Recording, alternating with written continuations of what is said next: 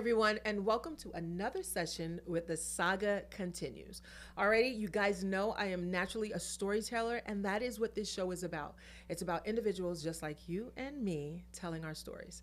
I want to start off with none other than my guest today, Ayesha Malik.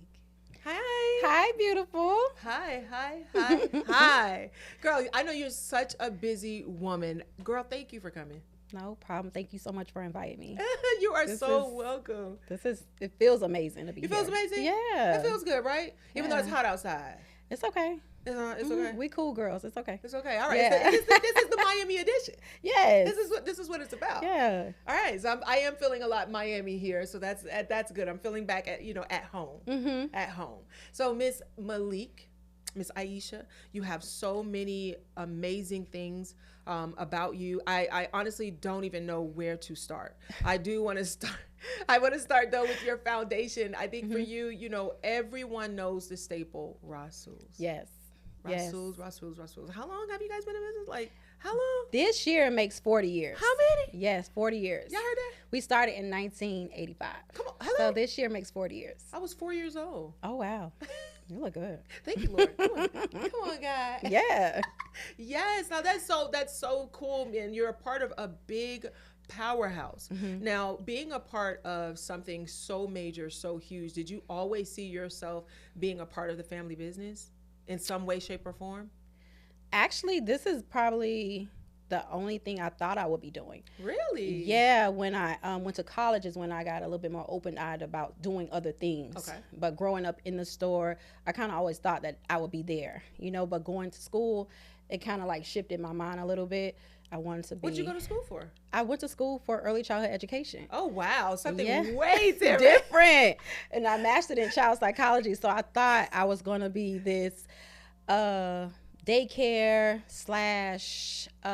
/ professor teaching about child psychology, all of that. But oh, wow. Yeah. That's so crazy because I went to school for psychology. For real? Yeah, I love psychology. Oh, come on now. Capricorns, and we're Come on, thinkers. Come Okay. on now. I love that. Yeah. That is so cool, though. So being raised, like you said, you would go to the store when you were young. Mm-hmm. When you were young, though, what did you see yourself doing in the store? Was it, I don't know, creating, designing, being a celebrity stylist? No, I kind of just saw myself being amongst my family. Like, we're very close. So, we would see extended family, but we would always just be around each other all the time. So I think because we do a large array of things in the store, wasn't nothing particular that I thought I would be doing. I just thought I would be amongst my family, like in business. Yeah. Period. Mm-hmm. I love that. Yeah. So then how did the birth of Rasul's for Women come about? How did you get that boldness to say, I want to be an individual inside? And you're not, you're part of the family, but you're individual standing in your own lane. Well, it actually came about with me not seeing myself in the store.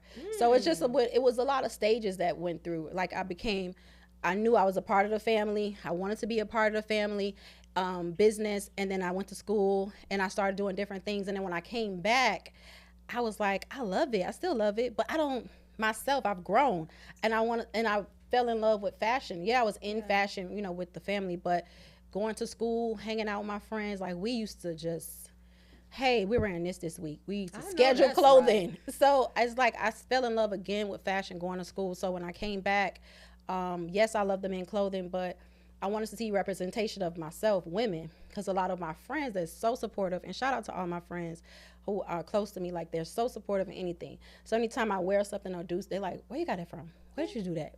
So I wanted to see myself in the store, not just helping, the men. Yeah. I wanted to see some women shine. That's right. Yeah. That's right. Do you see yourself when you're styling someone else? Do you see yourself there too, like pieces that you would wear or pieces of you inside whatever that is you're styling for somebody? Of course, because that's how I would feel as if I were wearing it. Yeah. Like I would love to see someone wear something, not just what I would wear, how I would wear it, how I would want to feel, not like I would want them to feel comfortable. So I wouldn't necessarily say every piece that I give someone, I see myself in it, but I would want them to feel like a lot more comfortable in their clothing and owning their clothing. Because I know for sure for me, like I can get up in the morning and like, I don't feel like going out today. But when I put on clothes, like, it's baby. I'm like, where we going after this? Like, so I would want every girl to feel that way, you know? I love that. And I think that brings me to my next point, you know, when we went to Dallas. Yeah. Right. And here it is. It's an empowerment movement. And you really made those women like, oh, wow. if you can take something from that journey, what would you say? Because your words hold true. Like you really inspired, you know, a lot of us that was there. Wow. That's so good to hear you say that. Thank you so much. Thank you for that. You did. And I think it motivated a lot of us. Like, oh, wait a minute. Homegirl is out here doing her thing. I dare sit back and just wait. Don't wait for it to happen. You said, what was it? What was it saying that we were saying? Oh, I said, don't look for us. We're going to show up. Like, we're going to show up. And we are. Hello? We're showing up. Yeah. Hello? How does that feel to show up for yourself?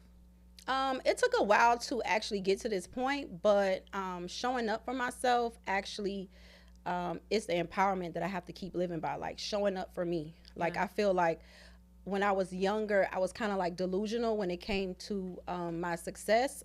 I always thought that somebody was going to help me. I needed a team of people. And it wasn't until I started praying more that I actually knew that it was just going to be me and God. So a lot of things that I do, going back to the Dallas thing, I had so many issues, but probably people wouldn't know. Behind the scenes, dress is being lost, dress is not showing up. And I had to just say, like, God, you got me. And that was it, and it came out so beautiful. It's the clothes. From the beginning to the end, from what was it? The door locking on us? We had so many different challenges. But seeing you guys at the end when you put on your clothing, like that actually brought me so much inspiration. Like, dang, when am I gonna do it again? Because you ready? You ready? I'm ready. A lot of the women sent me emails and text messages about like how they felt. The girl was like, for you to just put your hand in my arm and make sure my arm wasn't tight, and you know, she's like, I felt like a celebrity. It's like those are the things that I really, really like, because it makes, like I said again, I like to make people feel good in what they're wearing. Regardless of the size or whatever it is, you want to make that person feel good. That's right. So now I know, like you said, when you're trying to build a team, it gets kind of difficult, or thinking you really, really need a team at that point. Now that a team is needed because you're getting even bigger. Yeah. How do you pick those qualities in other women or other individuals to work with you? Well, you know what? Going back to what I was saying with God is that I feel as though just I just relied on God, and he's been putting so many different women in my life. Look at women like you. Like, we didn't know each other. We met through a mutual friend. So it's like, it's so many women in my life who I've just met through someone else. And that's not me handpicking those people. That's God putting those people in my life. So it's just beautiful to me. I don't even have to do the work. I just sit back and God, like, here you go. Here you go. So my mission is being accomplished by God stepping in, or me stepping back and allowing God to come in and say, she's for you. She's not. She's for you. Push those people towards you.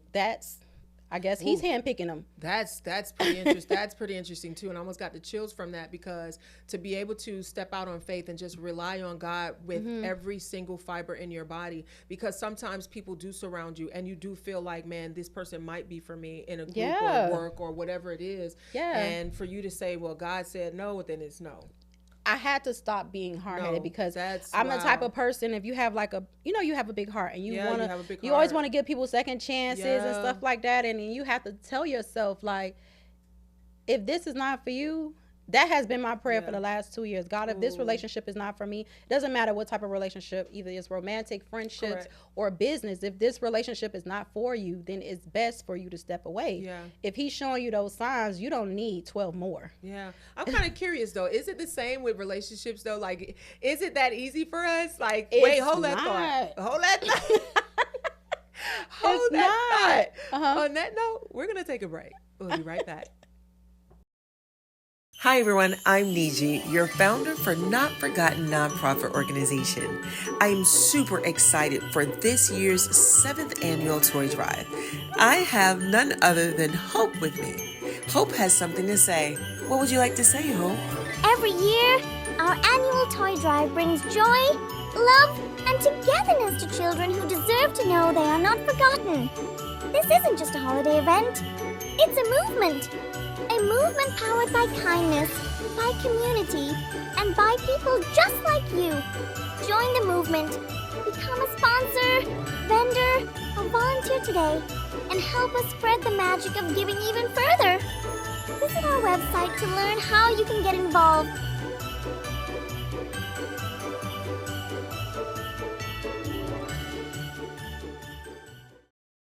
Okay, and we're back. So I'm just so curious. Sometimes when it's harder to walk away from the men in our lives than it is from a friendship that God may say, no, you have to cut it off and that's it. Yeah. You know why? I mean, I don't know for you. Have you ever experienced that? Of course. Yeah. I believe that I'm a lover's girl, and because I'm like I a lover's girl. I love love. I love love. And I grew up around love, so it's kind of easy. It's not easy. It's harder to let go of love when you grew up around love. What does that look like when you say you grew up around love? What does that look like? Like I grew up in a 2-parent household. That's not always built around love, but I was around my dad, who would be the first person to leave, the last person to come in, who always made sure we had food, who always made sure we were good. My mom, who would go the extra mile and just, not necessarily in spoiling, but just making sure that we're okay. You know what I mean? Like, and I say that because it was so many siblings that she took care of everybody's personality. So I wouldn't say like surrounded by gifts made it love. It's just more of like being attentive made it love, listening and making sure that we are okay. You know what I mean? That's the part that made it love. So when it comes to like relationships and you get a little bit of that, then you feel that type of love. It just reminds you of what you had. So you don't want to let it go as easy. Right. Yeah. Because in career women like us, you get around other people who really don't have pure intentions. Correct. So it's easier for you to say, okay, well, this one has some really good qualities that I can kind of resonate with. And this one is like, no.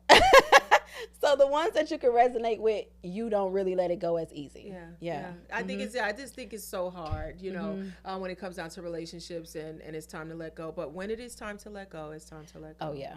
You know, and it's quite interesting how refreshing you feel when you have come to terms with letting go. Yes. I believe that. When you've come to terms. How about children?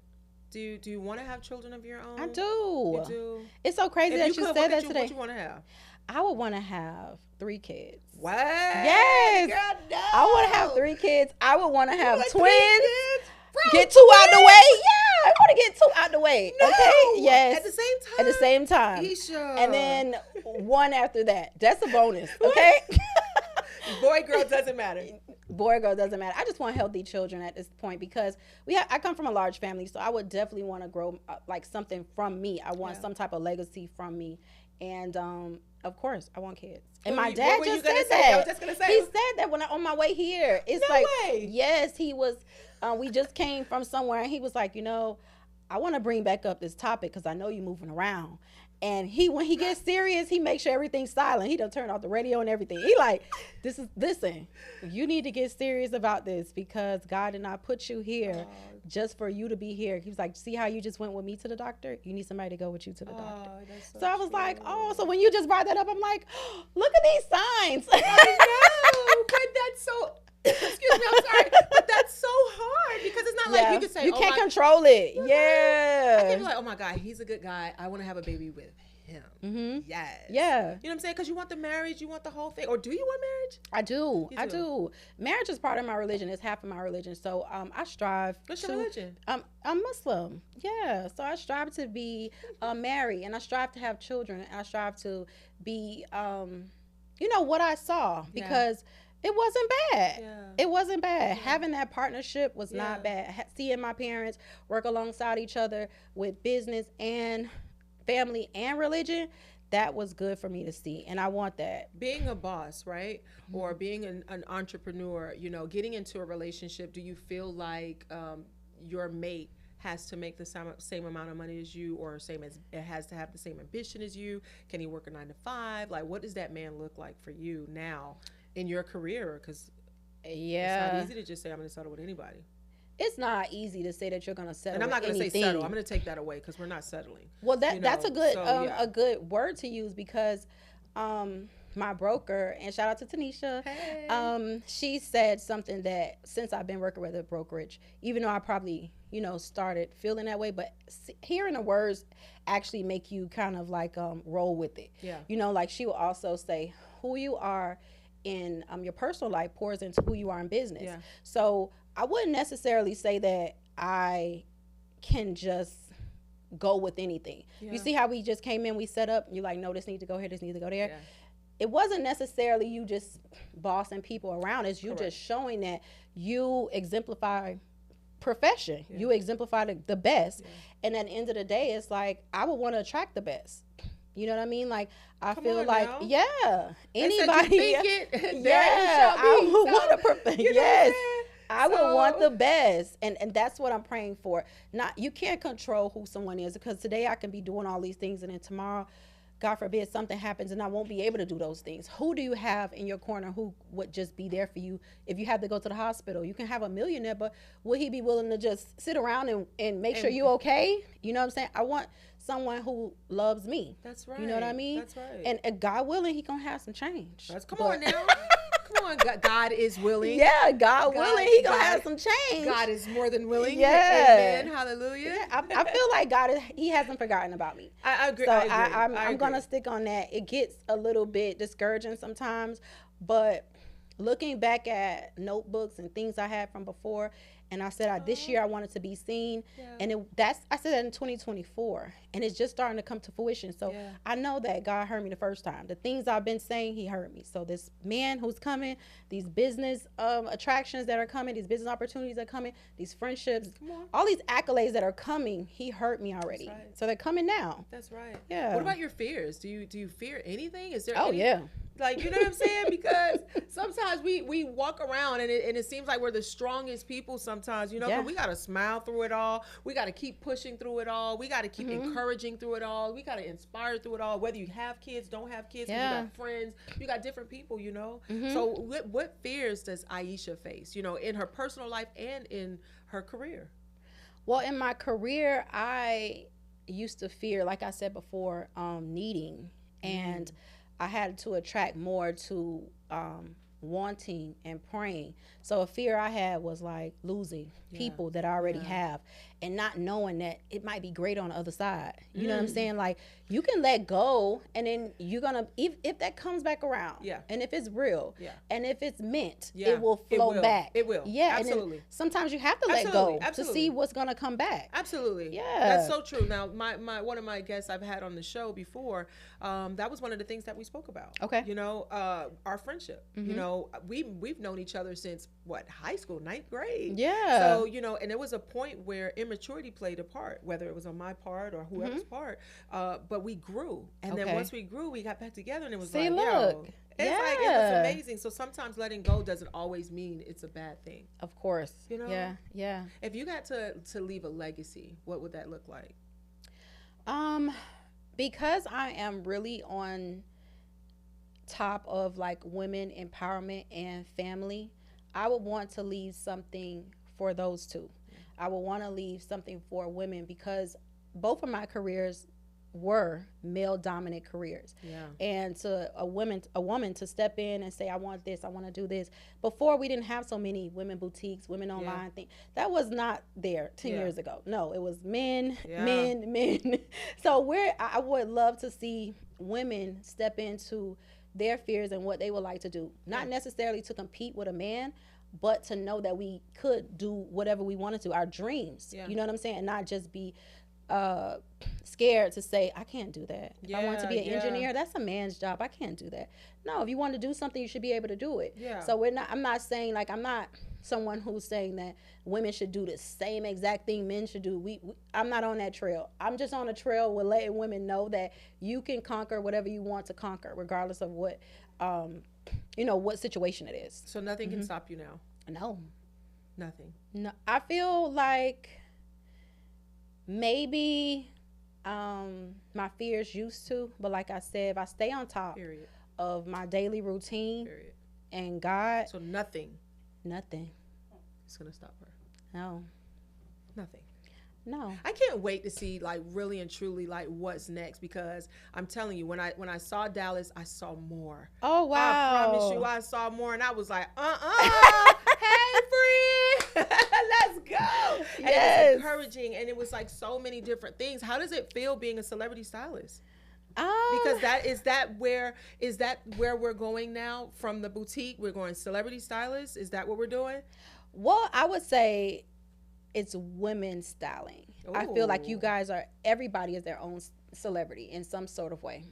So I wouldn't say it just stuck on celebrity styling. If it gets to that, thank you, God. But I feel like every woman needs to be seen regardless of their status. That's right. You know what I'm saying? Because we're all doing big things, and we could be doing big things without a TV show. That's right. You know what I mean? So you don't necessarily have to be a celebrity to be seen, to be beautiful, to be styled, to be nothing. That's right. Yeah. And just like you said, when you got back that feedback, for you to make her feel that way. She said she felt like a celebrity. And I'm like, you are. Come on now. Look since then, she's been on the move on Facebook. Right. She's been on the move. Real. Yes. She's been on the move. Oh my God. Okay. Hold that thought again. We'll be right back.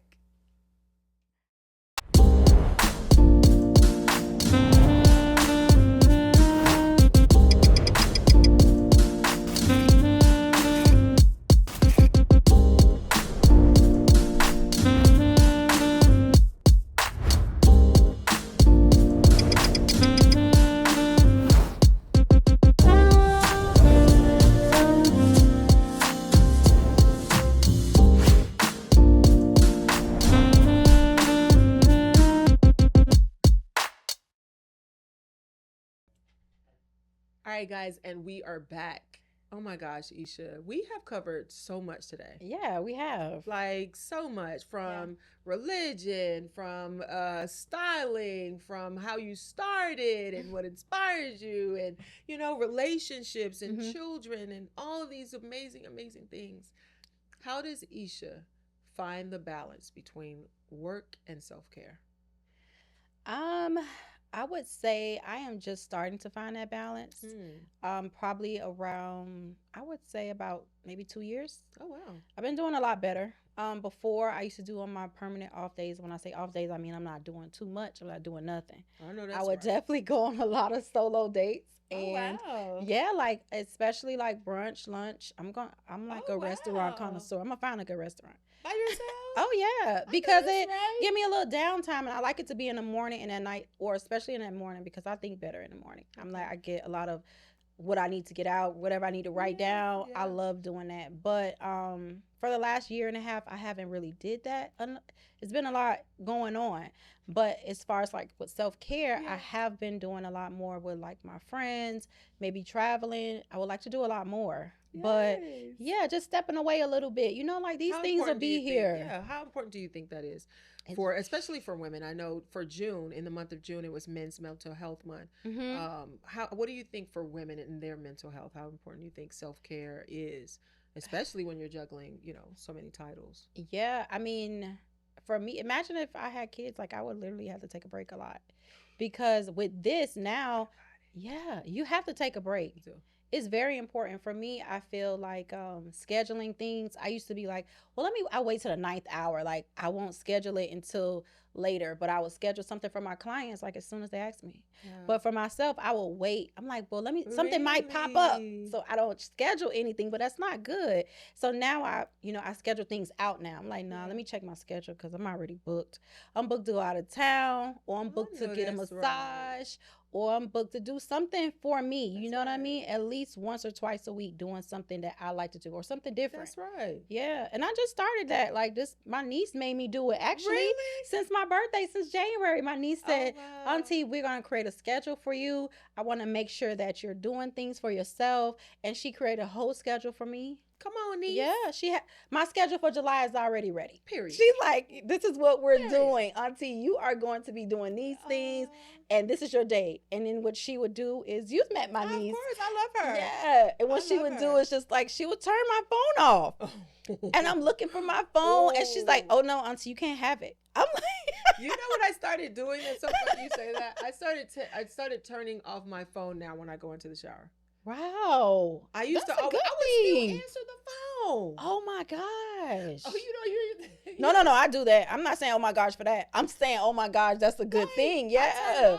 And the first times I started doing, I used to feel so guilty because I think for me, I used to always say, man, I just need a break. Like I'm a single mom. I'm doing all my stuff. And I'm like, I just need a break. And certain people will make me feel guilty for wanting a break. They were like, well, you're a mom. You signed up for this. You're the one with the kids. Like, what do you need a break from? So you don't love your kids. And they'll make you feel so guilty for just wanting to take time out for you. And I think for me, self-care is something that's extremely important because if I'm not my best self, how can I be better? How can you pour into somebody else? You know what I'm saying? Yeah. Like I don't see that working. But I do have another question for you, and this will probably be the final question. Okay. If you can look back at your 21 Oh, 25. 25. 25? Okay, 25. Okay, 25. Yeah, 25 lit. Okay, yeah. Okay. If you can look back at your 25-year-old self, you're looking at her right now in that camera. Okay. What you telling her? And call her by her name. I What's would her name? say Ayesha. Yeah. Because when I'm talking to myself, what I be saying, I was like, dang, E. I would call there you go. Go ahead. I call myself E all the time. Talk to E. I was like, E. so I would tell E, I would tell you to not just believe in yourself, but to believe that God is your number one source. Believe that everybody and anybody around you is replaceable. However, God is not. And I'm not saying replaceable as far as being a bad thing. I'm saying that we are here on this temporary world to do things that God wants us to do. Whenever he's ready for us, he's ready for us. So your goal is to please him. And once you please God, everything else around you is going to come just like butter. I wish I knew that before. Before I was a people pleaser, I used to, you 25-year-old, you was a people pleaser. You used to please people, put them, before you. But you have to know and you have to understand that your relationship with God is most important. And he's going to make sure that everybody else around you is going to be the people you need. Not necessarily forever, but what you need right then. So I would tell that person, E, listen to me. God is one. That's all. Whew. You heard that, E?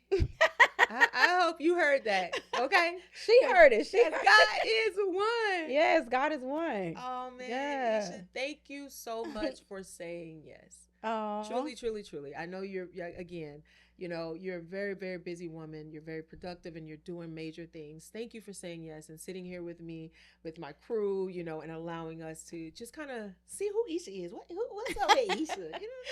This was amazing. And thank you for having this because when you don't go after your goals, I wouldn't be able to be here. That's right. I wouldn't be able to tell my story if you wasn't, going after your goal. You know what I'm saying? So you had to create a platform for me. Yeah. And that's a great and amazing thing. And I want to pat you on when we finish, we're going to give her a big hug because this is so amazing, So thank you so much, regardless of however busy. I believe that you have to make time for the people who you care about. That's very important. And look, the opportunities will flow. Yes, they will flow. They will flow. So thank you. I thank you so much. Oh my God. Okay, so this was amazing. I swear, I wish I could keep you forever. I say this to everybody that I really genuine. Like when I see that, like I wish I could keep you on forever, but we can't. Okay. It's okay. This was amazing. Thank you so much. Thank you. On that note, guys, it is a wrap for the session with the Saga Continues and Miss Ayesha Malik. See y'all next time. Bye. Bye.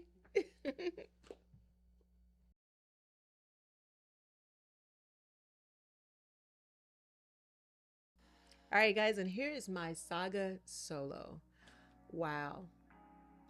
It's amazing when you first meet people, especially women, and you can gravitate to them as if you've known them forever. I think that is Ayesha for me.